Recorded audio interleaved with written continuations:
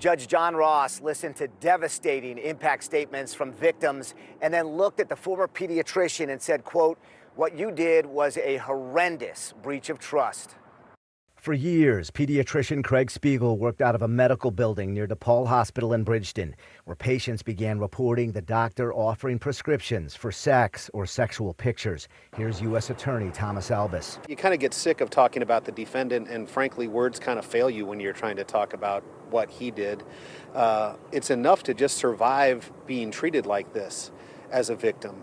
But what we need in the criminal justice system is for the victims to not just survive it, but to say, look, I've got to see this through. Albus said those victims did. That's the heroic thing that went on today, that there was accountability and that the victims were heard. Prosecutors asked for 69-year-old Spiegel to get 20 years in prison. Spiegel's defense asked for 12, but the former doctor did not help himself when he was caught lying under oath. Spiegel claimed he never consented to a search of his phone, even though he'd signed a form.